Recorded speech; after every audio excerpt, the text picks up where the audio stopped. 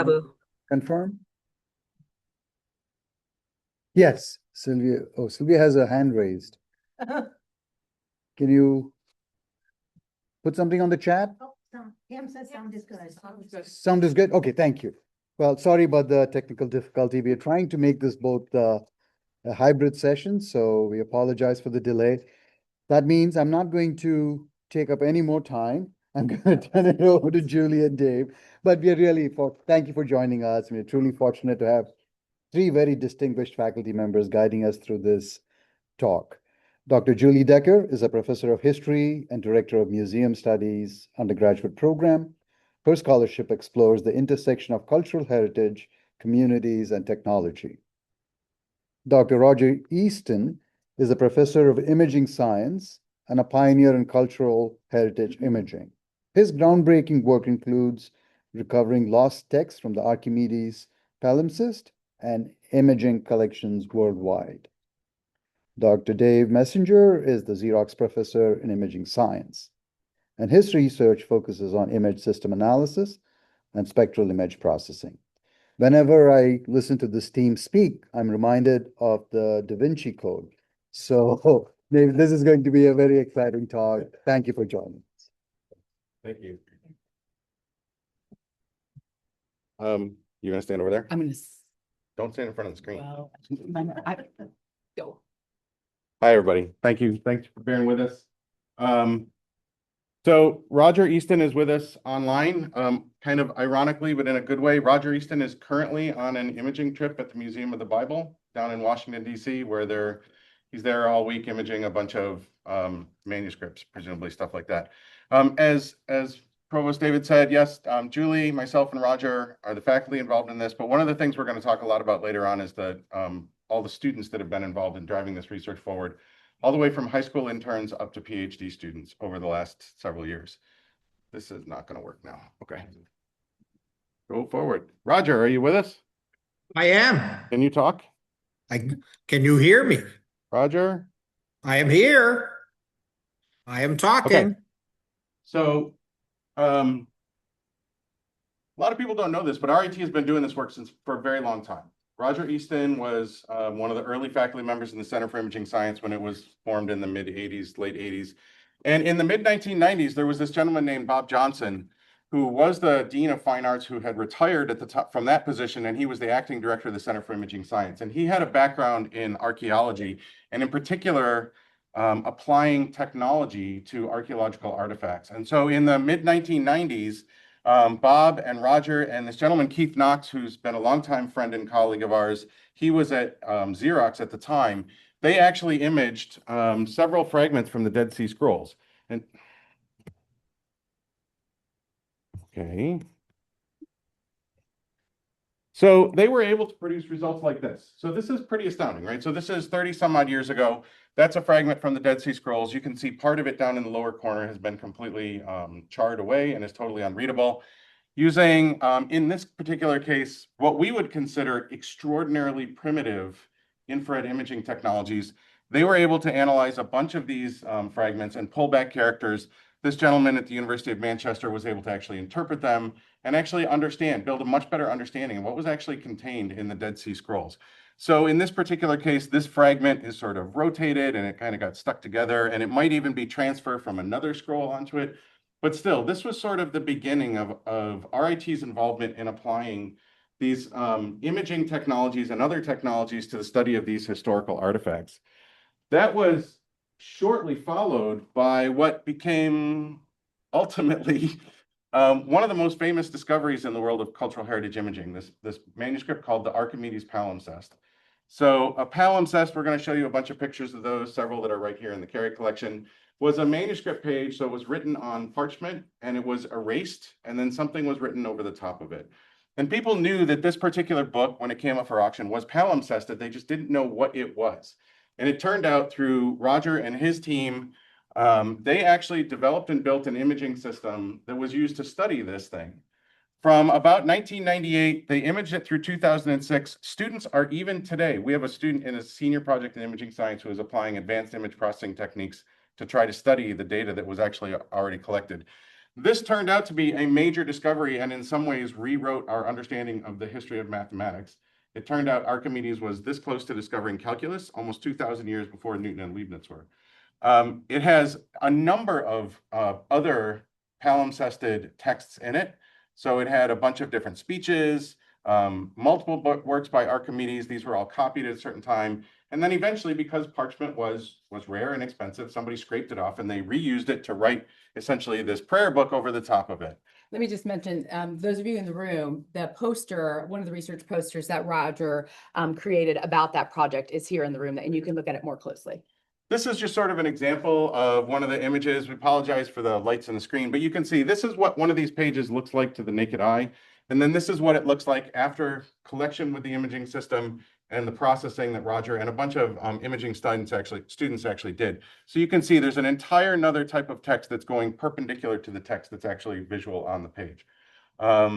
So scholars describe this as miraculous. There's actually currently a proposal in front of the anonymous owner of this to go back and re-image it now. Because as Roger likes to say, the camera system that you are holding in your pocket is probably better than the camera system they used to image this thing 20 some odd years ago. And so they're actually trying to convince the owner to let them re-image it. So then in terms of the sort of between times between then and Misha in 2020, over the 10 years of that span, multiple imaging projects were undertaken by Roger and others, and they're listed here on the slide. And at that time, it was also recognized that the demand for imaging across a wider range of users in libraries, archives, museums, and scholars was of need. So people needed access to technology, but as things were developed at the time, that was not possible because of the high cost of the technology. So the need was identified to democratize that technology, and Dave and I were added to efforts at that point as well to usher in this sort of next phase, if you will. So one of the key points, though, is that RIT has been there since the beginning of the application of these technologies to cultural heritage imaging. So we wrote a proposal to the National Endowment for the Humanities, and over the 4 years of 2020 to 2024, we developed the Misha system, multispectral imaging system for historical artifacts. We have several Misha systems here on campus, and I'm looking at Carlos Barrios. He was involved in the College of Engineering here at RIT. He was instrumental to helping us with that project, specifically designing the LED panels. So this goal for this project was to help make that technology more accessible to a wider range of users, but also to make it easier for people to understand so that you do not have to be a PhD in imaging science to actually do this kind of work. So part of our effort was really about using the funds from the NEH to develop the system and software, then to make it accessible to non-scientists to use and to develop communities of practice around this work. So then our current focus, so that was from 2020 to 2024, is we are building out the capacities of Misha, both by adding other ways to use the system or to add on to the system, for example, 3D. And we've also been using light sheets underneath the camera and then sort of exploring and extrapolating how that would work in a lab environment. And we've also been working on growing our global community. We'll have some slides here in a little bit that talk about the places where Misha actually is located, or Misha systems. That's really important to us. And by global, we're of course not forgetting the local communities as well, and how the communities of practice are developing around Misha systems. Right now, we have a waiting list of about 12 people who are interested in borrowing a system in the spring, and several of them are interested in holding communities of practice around the loan of a system to them so they can try to generate interest around this accessible technology. We've also been working very much at sort of putting Misha front and center in line with other cultural heritage imaging technologies and innovation. So thanks to the support of Dr. Jim Myers and Dr. Irina Guzak, we hosted the first, and we hope to be a biannual internationally, conference of cultural heritage imaging and innovation at the RIT Dubrovnik campus, which was a really wonderful event. And it was also the culminating experience for Izzy Moyer, who's a museum studies undergraduate who graduated in 2024 and did that as part of her Fulbright project. Also, importantly, this fall, we added Tom Rieger, class of 74 from the College of Art and Design, to our team, and he is really in support and very lending expertise in terms of digitization and cultural heritage imaging in general. And we can talk more about that. So in terms of what the system is, I'm until 11. We have our slides numbered, so we're trying to go back and forth. In terms of what the system is, just briefly, multispectral, so many bands. We use a camera that shoots images across 16 wavelengths from 365 in the ultraviolet to 940 in the infrared. That's the big picture. Imaging system consists of that camera, a 23mm lens, although we're working with other lenses as well. Then the LEDs, which I mentioned with Carlos, and then the software for both the capture and the processing. So that's the imaging system. And we image historical artifacts like eBay Folio 1 and 2, and so many more exciting things, but those are the two that are here in the room. And this is one of a larger continuum of cultural heritage imaging. That's really important for us to communicate because people say, oh, I don't have anything with imaging. If you have a way to digitize something, that is a form of cultural heritage imaging. But we're talking about it, particularly within the framework of multispectral. So the Misha history, a short version of it, and we can talk much more about any of these slides. The first version of that system was built by Kevin Saka as part of a senior capstone project in 2016. He was an imaging science major. And then if you fast forward over a couple of years, and Stephen has shared a number of these wonderful emails with me of students involved in the freshman imaging project in 2019 and 2020 who were charged with the task of a freshman experience of developing an imaging system and coordinated with Stephen to acquire objects that could be imaged to test out the system. Because none of this work, and is apparent with our presentation, it's done in collaboration with different domains of knowledge, different levels of expertise, and different ways of knowing and understanding a research question, and then solutioning it based upon our domain knowledge. So the imaging science students were building something, but they needed to test it on real artifacts. Thus enter Stephen. And then the current version, as we mentioned, was developed with our NEH funds. We did receive funds or award of funds from the National Endowment for the Humanities in 2025, earlier this year, for an additional $350,000 for education and training to develop communities of practice around the world. Unfortunately, that was terminated in April of 2025. However, we do have hope because the IMLS has just had all of their grants reinstated. So we're hoping that the same thing, and we can lean on our friends in sponsored research to inquire whether or not NEH funding will be restored. So then in terms of what we can learn from spectral imaging, here's the slide about it.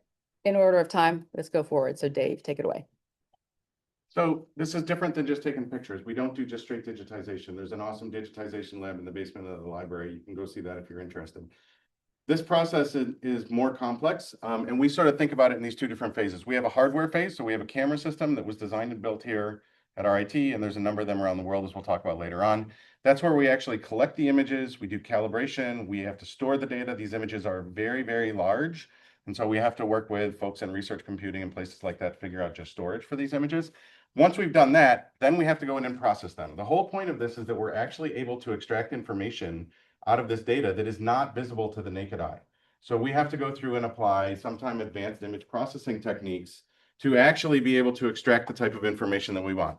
And in practice, what a lot of our users do is they'll spend a day collecting images, and then they'll put them on a hard drive or something, and they'll come back later on and they'll process them.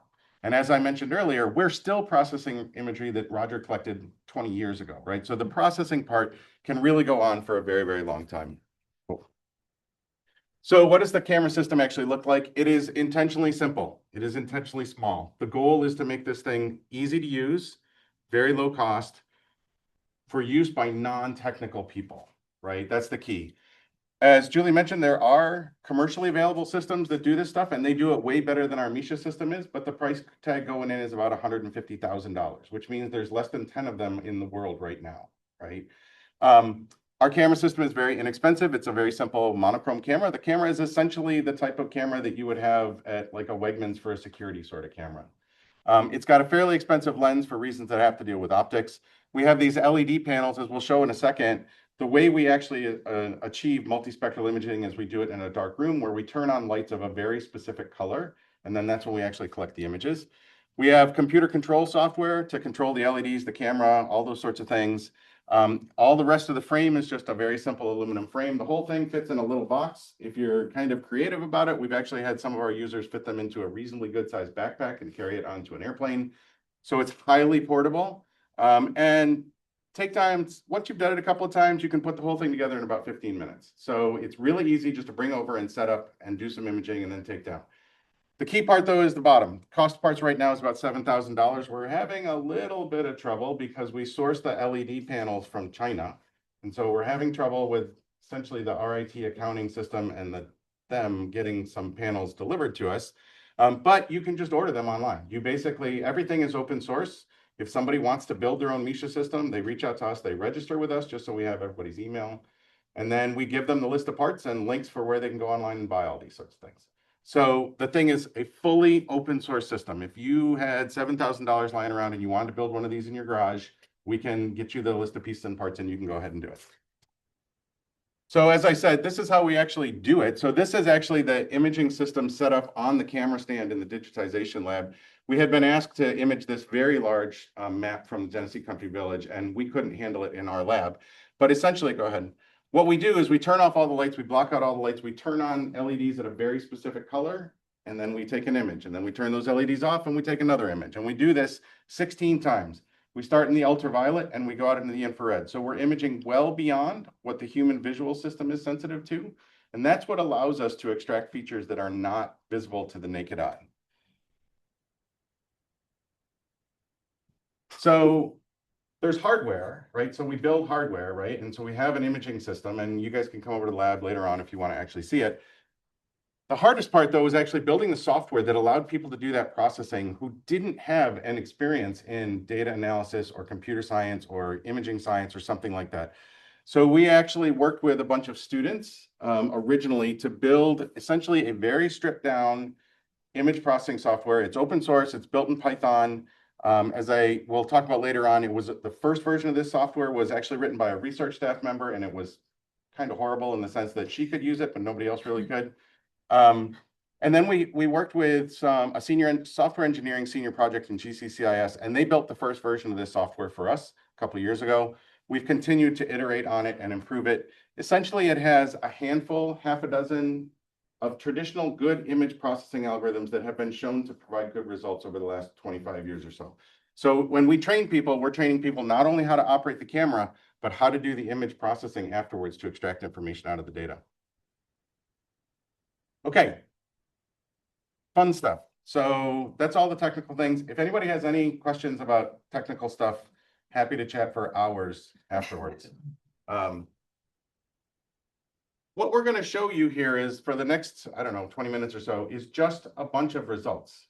And with the exception of one thing that we're going to show you, every artifact we're going to show you is on this campus. These are things that you can actually go to the Carey Collection or the Vignelli Center or the Dyer Art Center and actually physically see if you want to. We work closely with other places, and we'll show you other places that we've been even locally, like MAG and the Sibley Library and things like that. We're going to show you things from medieval time periods all the way to modern time periods. So we're not just talking about things that are old like this potentially. This is actually a class I teach in the fall. This was just done a few weeks ago. This is Meg Winnick from the Carey Collection, helping some of our students actually image an artifact just a couple of months ago. Okay, pictures. This was the first one. So when those freshmen built that imaging system in 2020, they got to the end of the time period. They needed to write a report, give a presentation. What they told me was they went over to the Carey Collection. They're like, can we borrow something medieval that just kind of looks cool so we can just see if our camera actually takes a picture, right? So this is part of what's called the Otto Ege collection. There's a long history behind that. If you're interested, we can talk about that later on. This has been in the Carey Collection for 20 years, 30 years? We decided it was 45 years, right? 45 Steve? years?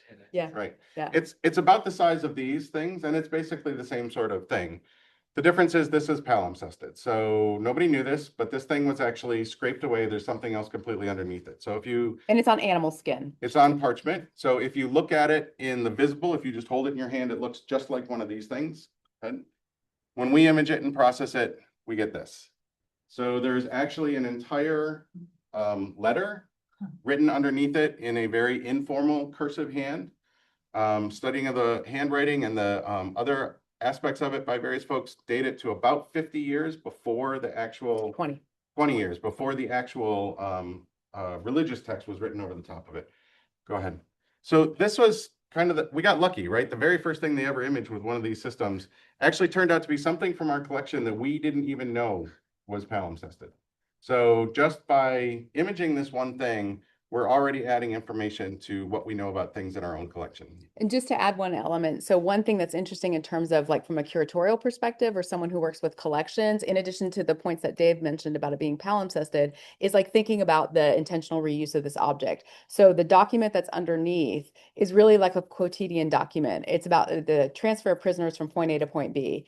And then to think about the unscraping of that, the scraping away of it and the undoing of that text, and then applying this beautiful illumination like you saw with gold leaf and other pigments is really kind of an interesting process and practice. So as a historian, someone working with collections, that's something to unpack, right? So there's opportunities, there's the information that's in the object, but then there's contextual information that can be derived from multispectral imaging that researchers like myself would find of use. One of the leading medieval scholars in the United States, when those results sort of went public, she was on campus in February and she told us, she's like, I didn't believe it when I saw it. She's like, that thing is way too pretty and expensive. Why would it have been palimpsested? Right. And so she really wanted to come see it just because she's like, I didn't believe it when I first saw it. This is another thing from the carry. This is actually a full manuscript. So again, it's not very big, but it's a full manuscript. It's not just an individual folio or an individual page. Again, it was sort of purchased as a teaching artifact.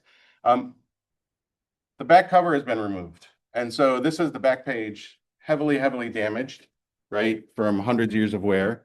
And if you look at sort of the corners, you can see where most of the writing has been actually removed just through wear over time. This is actually, it's called the Statuta. It's the book of rules for a particular order of Carthusian monks. The inside pages are actually really interesting because it's been edited very heavily over a very long period of time as the rules in the daily life of the monks changed. But just looking at the back cover, you can see it's obviously very worn away. We can turn it into this, right? So this is not super important. We mostly know what these things says, but it's sort of a cool example of, again, what the technology can do in terms of pulling away essentially well over hundreds of years of damage to this particular manuscript. And we should say too, when we're talking about false color visualization, we can explain what that is in scientific terms, but essentially what we're doing is taking the RGB channels that you normally would see with an object in a true color image and taking those 16 bands or other variations and inserting them into those channels. So we're not changing the object at all. We're not editing the file at all, but it's producing a false color because it's not the actual colors as your human visual system would normally see. So that's why these all say false color visualization. Okay, so moving, I guess, a little slightly younger. So this is a palimpsest, and it's obviously a palimpsest. You can actually see the underwriting. So this was not scraped particularly well. It's 15th century antiphony leaf, so it's a piece of music. Again, it was purchased sort of, or my understanding is it was acquired by the carry as a sort of a teaching example of, look, this is how people modified these manuscripts. Go ahead. So we imaged it just to see what we could pull back from that actual palimpsest, and we can actually pull back a lot, right? And so it turns out that not just in the margins where you can see it in the visible, but all the way through this, the undertext is a couple hundred years older than that. And this is what's called a gradual. So it's a different type of religious text. Again, just a cool example of how sensitive the camera and the system is.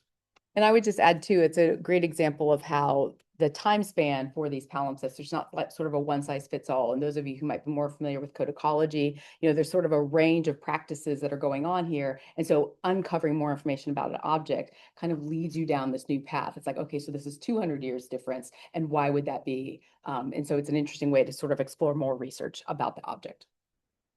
You want to do this one? You want me to? Yeah. So go ahead, you start it off and then I'll add to it. So this is a very interesting artifact in the Carey collection. It's called the Esther Scroll. This dimension is actually only about 1.5 inches or so, but it's about 30 feet long, right? And so it's a Hebrew scroll, and so it's written or read from right to left. And over time, as the thing was pulled out of its scroll, the end part got worn away, right? And so a few years ago, as part of my general education cultural heritage imaging class, Steve nominated this thing as something that we should actually image, right? Mostly to look at the end pages. We've imaged the entire thing. We've actually stretched it out on tables, the entire thing, and imaged the entire thing, both front and back. but we were particularly focused on this. Now, when it was donated to RIT, I believe, right? The catalog information said it was an 8th century scroll, right? So there was never any question about that. In imaging it though, on this particular illumination at the end, we were actually able to pull out that there's actually a lion there, and you can see several flowers, and there's this sort of heraldic shield there. We handed these images back to the folks at the Carey, and one of the research staff members there actually circulated these images to a number of Hebrew scholars essentially around the world. And they eventually came back and said, okay, we sort of know what this thing is. And if I screw this up, I'll correct forgive it. me, you'll correct me. This is actually 1/2 of a shield, right? There was actually a whole nother part of this that was ripped off at some point in time. They were able to date it to the 18th century, designed and created not as a fake, but to look really old. And it was from someplace in Italy, right? And so this shield and the lion was sort of representative of the family that sort of commissioned this artifact. So when the students did this, they felt really bad because we had this object in the library that we thought was 8th century, and we just took 1,000 years off of its lifetime, right? But no, it's actually important, right? Because it's important to actually understand what the object really, really is. And two things to add to that, the person responsible for that discovery of what the figures actually were is Shani Avni, and she is the Ismar David curator at the Carey collection. And so her expertise is situated right with Hebrew, type, Judaica, et cetera. So that's a really important way of sort of demonstrating we do the imaging and we do the processing, and we see what we see in this, but then we connect it back to the scholars, the collections owners, and say, here's the stuff, make what you can of this. And then the other thing I should say too is when we were doing the proofs on the article that was, and we have some lists of our citations later, that was done with students for this. Steve and I were going back and forth on the proofs just to make sure like the caption and things were correct. Steve said, so add in the part that continuing research might change some of the information about this object. And certainly it did. So if you Google or find our article, it says that this is a lovely 8th century scroll. However, we do have that caveat that continuing research might lead to new interpretations. And in this case, it certainly did. This one was just done in the spring, No, it's done. or done just this fall. Yeah. Don't tell the students in class, Sawyer. So Sawyer's a student in my imaging science, in my cultural heritage imaging class. So the students collected this imagery just a few weeks ago. And the students, as part of the class, they have to process it and present the results, and they'll be doing that tomorrow. But I was impatient, so I processed the data as well. Imagine that. So this is an 18th century book, and it's got a paste down on both the inside and the back cover, right? So one of the cool things about this technology, particularly because we're imaging out in the infrared, is sometimes we can actually see through it. Well, and let me say what the paste down actually is. So it's when you open up a book and on the left and right cover, there is paper on top of a substrate or material. So usually that's straight onto the board material itself. However, in this case, Sometimes there's stuff underneath it, right? Now, this is not sharp enough that we can read it. We'll probably have to go back and image this again at much higher resolution. Go to the next one. So that's the front cover.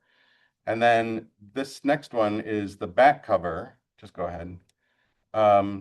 This one you can start to read. This says Fantina Argumentum. I'm not sure what the rest of that says.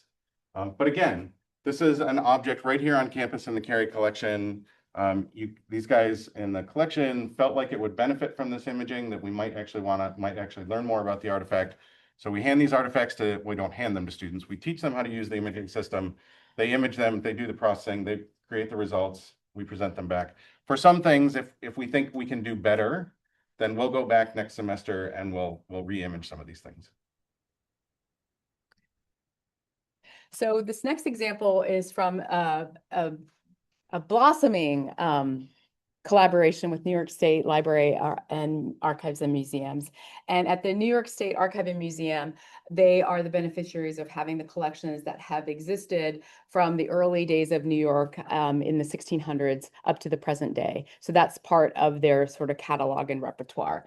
Unfortunately, in 1911, there was a historic fire that damaged over 725,000 documents and books, and then an additional 250,000 items in total. So over 1 million items were damaged in this 1911 fire in what was then just called the New York State Library. Some of those documents are like what you're seeing on the left here, and you can make out John Marshall's signature. So we're dating this to 1700s. And these documents have been charred during that fire. And so as a result, much of the material on many of these documents is difficult to read. So in this particular case, and this is the case with many of the items, they could not really be digitized sort of en masse. So what is left, the remains of these collections materials, is a charred document that is then backed on a gauze material or substrate to help it have some kind of support. As a result, that means that researchers cannot access these documents because they're not really able to be handled successfully without any intervention. And there's only one staff person that could handle the objects in the conservation lab. So the point being that it's very difficult to access these materials, and a number of the majority have not been digitized. So what we're looking at is up here in the topmost portion, where you can see that there is probably something there, but we can't quite make it out. And through very minimal processing, we were able to reveal the results, which includes both the text and some handwriting that has filled in some information. Looks better not on the screen. Yeah, it does. It does. You can come up and see it afterwards if you like. But it's some form of formal document between parties, and it has signatures and other information. So this is one of many examples. So we've made several trips to New York State. I think we've made 3 in total to image there, working specifically with this. It's called the Van Rensselaer Manor Papers, and they're also featured in the article in the University Magazine. The point being that these documents are really important in terms of New York State history, but also early American history, and additionally to genealogical research, not only in terms of New York State history in that regard, but in terms of international and global history as well. So this is a really ripe possibility for opportunity, both for our students to go as interns, but just in general, working with this type of collection that is publicly accessible and funded by tax dollars, but it's inaccessible in terms of what's there. I should say we're trying to work with Government Relations Office. New York State is pretty adamant about only hiring undergraduate interns from SUNY schools. And so the folks at Government Relations have been trying to crack that nut for a couple of years now, with no luck yet. But our ultimate goal is to embed a system at the archives in Albany and have an RIT student spend the summer working there just doing this. And training students from SUNY Potsdam, SUNY Albany, or other places. That's one of our goals for our lab and for our work, is to get the information and technology and access to it out there. So we really are hoping that government and community relations can forward that agenda a little bit more. This item here is from, so that was the one example not from the RIT collections. Returning back to RIT, this example here is from the Dyer Art Center, so over on the NTID side of campus. And this is from the work of an artist named Harry Williams. And on the left, you're seeing the painting as it exists, and it's about maybe 20 by 24 inches. And on the right, you're seeing the processed image of it. So Harry was an interesting artist in that a lot of his practice was kind of unknown, and he didn't keep journals and artistic practice documents. And so when his collection was donated by his family to the Dyer Art Center, they wonderfully were left with this rich collection, but without a lot of context to it. And he was also a very private person. He died of AIDS in 1991. And so much of the pieces of putting together both his process and also context and meaning is lost on viewers today. So the item on the right shows the processed image. And this was just one of a handful of items that we went over to the Dyer. We brought the system over. The curator at the time kind of selected some things and then just asked us to process. And we were blown away with the results, because it's an acrylic painting. And on the right, you're able to make out a number of differentiators between what we're left with in the result on the left, which is the painting as you would see it, and on the right, the underdrawings. Since Dave's closer, he can just point to random things, but there's the diagonal lines along, thanks, Vanna, the diagonal lines along the back. If you're looking along the feather, the angle of the table is slightly different. The table has changed. There's actually a boat up here, just kind of went away. There's actually a ship in that thing. This thing is a calibration target. It's not actually in the painting. And you can see this set of buildings in the back. You can sort of make it out over there, but it's much more prominent here. And it actually looks to me like they moved this little vase, right? That it was originally done sort of here. So you can actually see how how he created this painting. And it's really a wonderful way to sort of get to know a work. And then if you're able to do this across a range of his paintings and drawings, what you could then make as informed information about the artist and his practice. And then I think this is our last example. This is an example from the Vignelli Center for Design Studies. So there are many examples, and those of us of a certain age will know the many examples of thermal fax paper.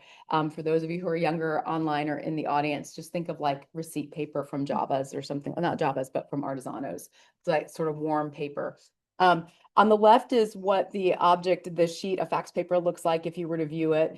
It looks pretty blank. You can see some hints of lines up at the top, and then those old Post-it note fax cover sheets that you would put on something to put the phone number that you're faxing an item to. So this was an item that was selected by Jennifer Whitlock, who's the archivist of the Vignelli Center for Design Studies. And we asked her just to pull some samples of things that she would like imaged. And she selected this item and then a range of other fax sheets.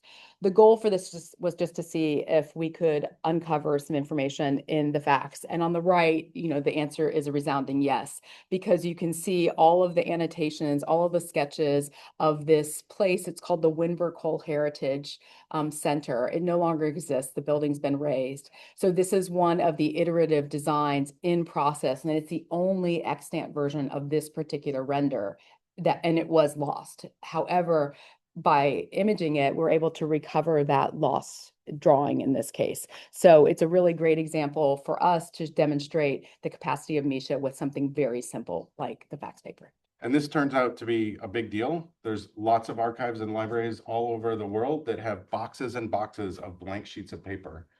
And so we know at the New York State Archives, that's a second thing they would love to have a Misha system for. We know at the Washington University in St. Louis, they just completed building their own Misha system. And one of the primary things is they're going to have undergraduate students that are trained how to use the system. And they just plow through boxes and boxes and boxes of this stuff. All right, so for the next part, we're going to pivot towards the end of our presentation. So we've talked about history, we've talked about technology, we've talked about some examples. And now I'm just going to quickly go through the slides that talk about sort of where Misha is. Again, we can answer questions about this or talk more about it. So Dave mentioned earlier that there are about 10 of these high-end systems in the world.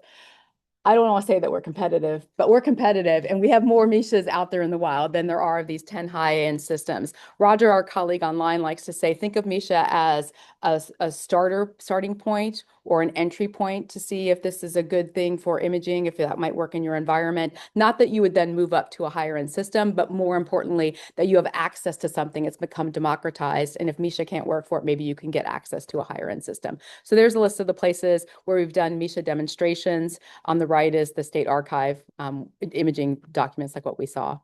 And then this next list just shows where we've loaned out systems, and we have some forthcoming loans to Yale, University of Virginia, University of Minnesota. And just to put a fine point on that, Yale has access to much higher end systems, but in terms of a workflow and making access to these items, which might be faded, lost, or otherwise unrecoverable, or seemingly, they want access to a Misha system to see if they can build one themselves to work into their workflow. So they would start with a Misha, have a student assistant or a specialist trained on that. That would be their workflow. And then when they need to use their higher end system, they could do that. And we should say that by a quick count, at least 4 or 5 of these organizations have then, after they've loaned a system for at least a month, they've taken the next step and have already built their own. Right. So we have a few systems here. If people are interested in, maybe they have a short project or they're not sure if it's really what they want to do, we'll loan them a system for a month. We have a bunch of online training documents and videos and things like that. They get trained on how to use it. They can use it within their own workflow in their own environment. And then, like I said, at least 4 or 5 of those organizations have said, okay, now we're going to build our own. We also have systems at various locations in the United States, as mentioned here on the left. And then on the right, the international footprint is growing. And that's thanks in large part to funding from the Whiting Foundation and other ways of us helping others to acquire Misha systems. Specifically for Whiting, that would be the National Library of Colombia at Bogota, and then forthcoming a project that we're doing in Iraq. I think that's all we need to say for that. We also launched Worldwide Misha Day, which was a year to the day after we launched the system at the National Archives in Washington, D.C. So Roger and I took 10 students down to D.C. the day of the eclipse. Yes, feel that. After the eclipse, Roger hopped in the car with a bunch of students. And we then did a demo and launched the system that Tuesday, April 9th, 2024 at the National Archives in DC. So we decided, since we put the thing out there in the wild, we want to see what the community's like. So a year to the day, we had Worldwide Misha Day, which was a virtual meeting with presenters from, I think, however many different time zones. 20 institutions. Time zones, something Yeah. like that, all the way from Stanford in California to folks in, I think, Vienna at the time. Yeah. And then this past summer, so in July of this past year, this was supposed to have been funded by the NEH, which was terminated, but thanks to generosity from the Catherine Carlson Fund and alumnus Peter Blacksburg, we were able to host Misha Summer Seminar. It was a highly competitive application process to come to RIT for this free seminar, but it was a week long. We did it in July, and several students helped out with that effort, including our high school interns and undergrad interns. And what we did is taught people soup to nuts, everything they needed to know about Misha. By the end or by the beginning of day 3, they were building their own systems and capturing and processing, and then they shared out results during that week. We had people from all over the US, 25 different institutions, and we were able to support them in their learning, both myself, Dave, Roger, Tom Rieger, and our cohort of students. And from the results of the surveys, it was a resounding success, and we've sort of pollinated some new interest in Misha. Interestingly, a number of these folks were actually from the art conservation world, which was not what the system was designed to do, but is now rapidly gaining momentum in various art conservation programs around the country as a new tool. Art conservators take pictures of things sort of to document what they're doing, but in terms of actually using advanced imaging and image processing to study the materiality of the objects is a completely new thing to them. And so we're starting to get a lot more traction from the art conservation world based on that summer session. Students. This project has been driven by students from day one. Literally, the first version of Misha was built as a senior capstone project by an imaging science student. As we said, we've taken advantage of the cool capstone free projects on campus, right? So we've had both software engineering students build the first version of the software. We engaged last year some engineering MSD students. We thought we had an idea that we could take this same basic framework and within a set of constraints, get the system to do 3-dimensional imaging. So actually producing a 3-dimensional model of the surface. So we engaged an MSD team to actually build a prototype of that. We have a VIP class that has been going on. So VIP stands for vertically integrated projects. If you haven't heard of those, highly recommend just look at rit.edu, vertically integrated projects. That's been going on for a couple of years. Ours is called Cultural Heritage Imaging, where students sign up for this class. It's essentially a way for them to do research projects independently for credit. We typically cap ours at about 15 students just because more than that is a little difficult to wrangle. But that's going on again this coming spring. And Sawyer is in that class, so Sawyer can speak to that. We are committed to hiring undergraduate research assistants pretty much all year round. So during the school year, we typically have 2 to 3 undergraduates that are working in our lab, typically something like 8 to 10 hours a week. And then during the summer, we typically hire 1 or 2 other students full-time to work on the Misha system, both projects that are ongoing here, improving the system, and supporting our sort of international user base. We have had, the Center for Imaging Science has a high school summer intern program where students come in for 5 weeks or 6 weeks. And we've had several of them go through the lab as well. Again, I teach this gen ed class called Cultural Heritage Imaging. So it's intentionally for non-science students, which is really fun. And over the course of that class, for the first like half of the class, we teach them about imaging systems. And then the folks at the Carey Collection, Stephen is always very gracious at pulling out a bunch of interesting things. And then the students actually image them, they process the images, and then during this week right now, they're actually giving presentations on their final results. That typically gets about 15 to 20 students a year. Probably at least half of them are museum studies students. So that's really, really integral into part of their thing. But then there's always students who are like, yeah, I needed a gen ed class and this fit my schedule. And a couple of those have actually like really taken to it. And we've ended up hiring them as research undergrads. And we need to point out that Izzy Moyer, who was a museum studies student, she worked in our lab for a while. She ended up winning a Fulbright scholarship to go to Dubrovnik for a year and actually install a Misha system there and use it within the system. We think there's a lot of future Fulbright placements around there. And again, Jim's office helped greatly in getting that set up. There's some research we've done. We're Move able on. to publish papers. Yeah, we're done. I think 2 slides. International campuses. We have international campuses, right? And so We're working right now with RIT Dubai, RIT Croatia, and RIT Kosovo. So we're pushing that forward. In the early days, we were sort of like, people were like, well, what are you doing, right? That's a really cheap camera system. How do you actually do this? And what we realized was that in a lot of ways, there was a need there. And our little system actually meets that need. Nowadays, research from around the world come to us. There's probably at least once a week, twice a week, we get an email from somebody saying, hey, how do I do this? I'm interested in it. How do I learn more? People have collected imagery with other imaging systems and they don't know what to do with it. They send it to us and we process it for them. This is kind of interesting. We're interfacing with really top tier humanities programs around the world who are now coming to us for help using this technology. Julie and Tom are really working hard to expand both the Misha capabilities and sort of the global network. Roger obviously works on a bunch of other things, given the fact that he's down at the Museum of the Bible right now. And myself, I was on sabbatical for a couple of years ago in the UK, working in a heritage science research program there. One of the interesting things here is trying to take advantage of that art conservation hook that we think and see if we can push this technology into that as well. This is my slide. We got that award and we put in a strategic proposal. Provost David, I'm looking at you. And then summary. That's great. Okay, that's it. We're done. Thank you all very, very much. Appreciate it. Questions? If people have questions, we're happy to answer. Questions, if there's any questions online, absolutely. So Julie, Roger, and David, thank you so much for this wonderful presentation. So we will open the floor up for questions for those online. Two easy options. You can use the raise hand feature, and then we will ask you to speak live, if that is your preference, or you can type your question in the Q&A. For those who are live and in person, 3D mode, we like to call it. Just raise your hand and then we can also have you ask your questions. So really looking forward to questions and thoughts. So we can open it up and we are ready to take questions. And don't everyone start at once. Roger's answering one.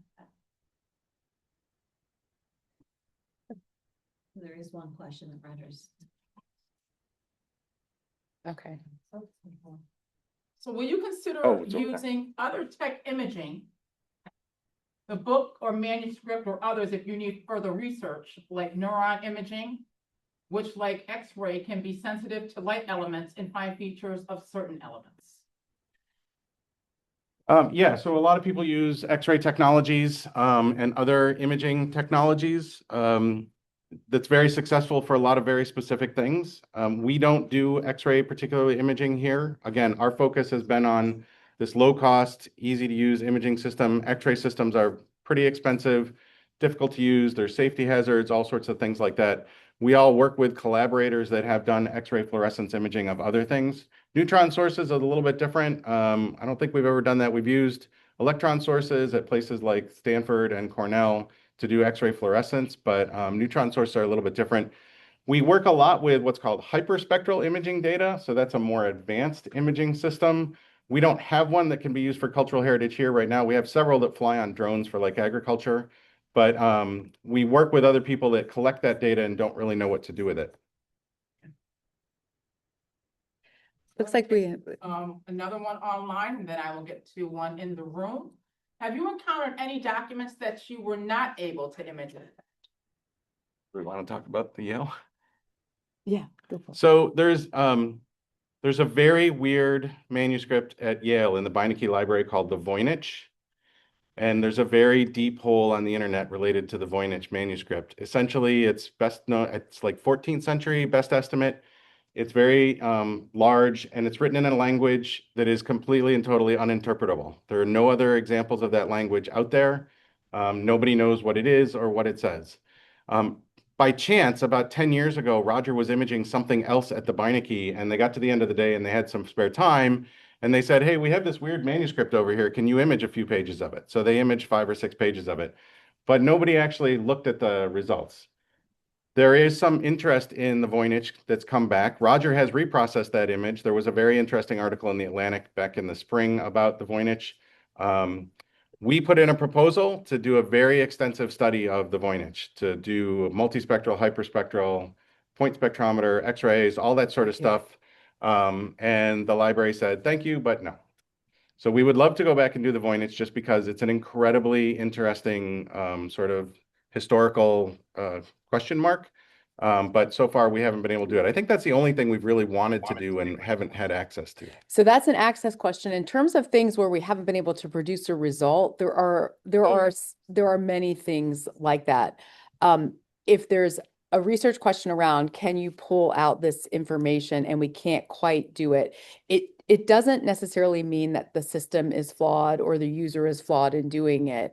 It's a matter of trying to tweak some of the ways that we're capturing the image, or possibly using a higher end system to do that, or a different modality entirely.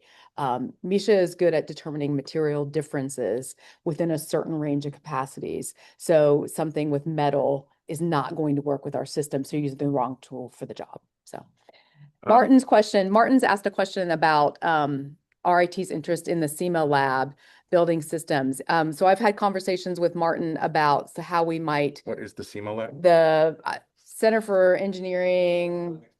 Yeah. So yes, the short answer is yes. We'd like to continue that conversation about how we can involve more partners with this work. So thank you, Martin, for that. Appreciate it. Question from the room. Yes. Stephanie had a question. I wait, there's other questions. I had a question, but it's your turn. You were in the queue. Have you, I'm interested in it from, kind of a women and gender studies.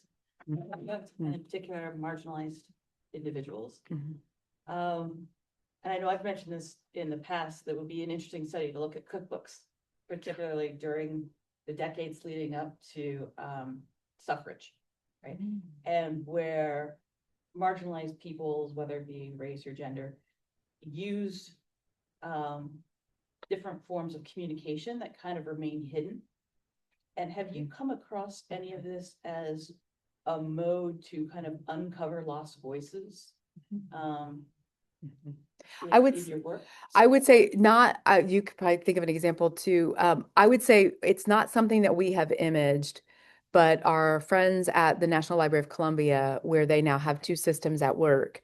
So the very first thing they did when they got back to Bogota was to use Misha on redacted text from the Spanish Inquisition. So they have literally removed a blackened covering over documents in their collections that have not seen the light of day, literally or figuratively, for hundreds of years. So in that particular case, you have a decision made by someone at some point in time to black out the words, language, and sort of discourse of a particular individual or group of people, and to blacken it and make it, quote, disappear. And the professionals at the National Library pulled it back immediately. We can And- show pictures of that on Yeah. like our cell phone, but they asked us not to put it in any presentations. If anybody wants to see that afterwards, just let us know. They're working on a publication around it, and it's and that's one of our cardinal rules, Deb, is fair and care principles, in the sense that we don't own the data, and that's why the examples we use are from RIT, or unless we have permission, because we're very much interested in maintaining our sort of level of ownership over things at RIT, but everything else is for the good of the owner of the object. But even more locally, a woman whose husband, I think, was an alumni of RIT right. or something like that. She heard about our research through a university news thing. She showed up in the lab once with a bunch of Civil War letters. From Theron Loomis from Right. the Wisconsin Infantry. So they were written with paper, pencil on paper, but they had been folded up so they were really small, and at the fold lines that had faded away. And we were able to pull back. She had taken on the task for her family of transcribing these things, and we were able to pull back a lot of that stuff for her. Again, we don't have any pictures of it or anything because it's their sort of family thing. But I mean, that's sort of the same sort of thing. Dr. David. An extension of Deb's question, part of it is uncovering unheard voices. I think that's a laudable goal. But what if an artist or a creator, is there an invasion of privacy question? I did not intend for this to be people to be snooping around and looking at my creative process, but now everything is laid there. Yeah. Yeah, I would say, and you can answer this from your perspective, Dave, but I think part of the wonderful thing about having this type of technology is being able to use it and provide guardrails for appropriate use of the technology. So by the family donating the collection of Harry Williams to NTID after his passing, that sort of opened up the access to that collection to the RIT community, and by extension, us as researchers and our students in the RIT community. Then in terms of moving that forward, then thinking about, from now I'm speaking as a curator, knowing that information helps me to explain this person's work and to make it more visible, more seen, and more accessible for users, end users, group visitors, et cetera. I do think it opens up the possibility of potential inappropriate use if people do sort of go back and uncover the scratch outs. So I don't want to give too many specifics because it was a research request, but there are, at Sibley Library, myself, Tom Rieger, and one of our students, Hannah and Sawyer, did uncover redaction on an original musical score. And when we uncovered that redaction, we can confirm that that was a dedication to someone. And that's information that was intentionally redacted by the composer.